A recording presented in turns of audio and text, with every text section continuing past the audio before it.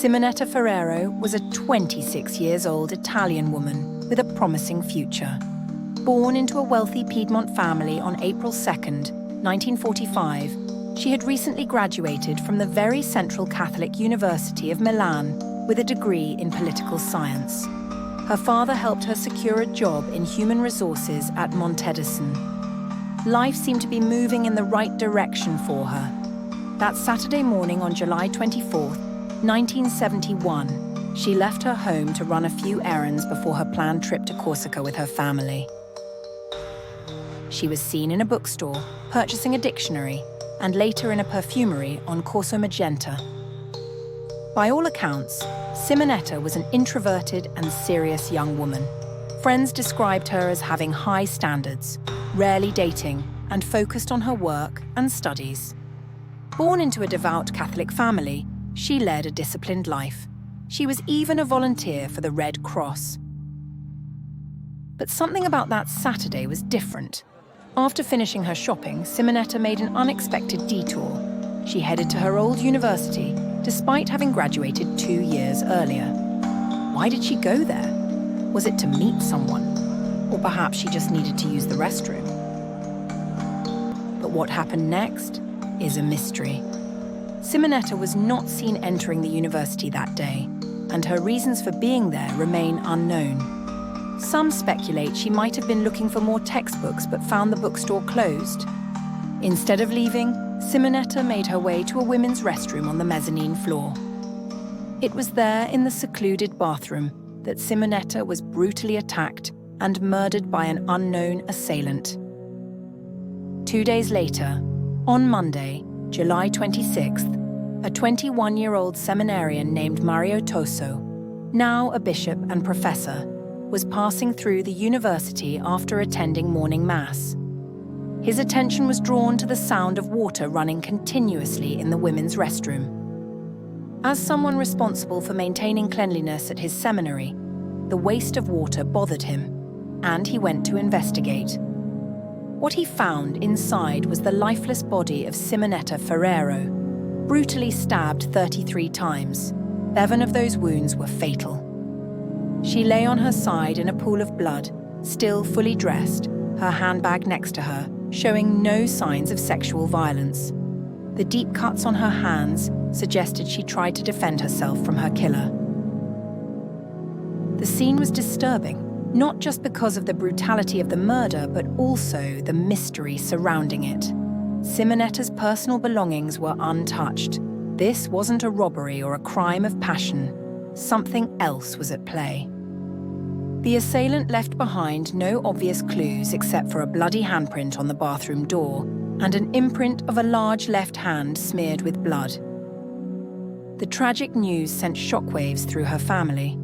Her father suffered 2 heart attacks upon hearing of her death, and her mother collapsed in grief. 2 distant relatives were called in to identify her body. Investigators soon discovered that Simonetta had been dead for 2 days. The sound of nearby construction work may have masked her screams. The campus was quiet, and her body had been lying undisturbed in that restroom since Saturday. But the questions remained. What had brought Simonetta to the university that day? And more importantly, who had killed her? The investigation hit a wall almost immediately. There were no witnesses, no obvious suspects, and no leads. Years passed, and Simonetta's murder became a cold case. Until, in 1994, a letter arrived at the prefect of Milan's office. The anonymous writer claimed that a friend had been harassed by a priest at the university in 1974, 3 years after Simonetta's death. Investigators followed the lead to a 50-year-old spiritual advisor who had been quietly removed from his position for improper conduct. But the trail once again went cold, leaving more questions than answers. Was Simonetta's murderer hiding in plain sight? Was it a crime of passion? Or was there something far darker lurking within the university's walls?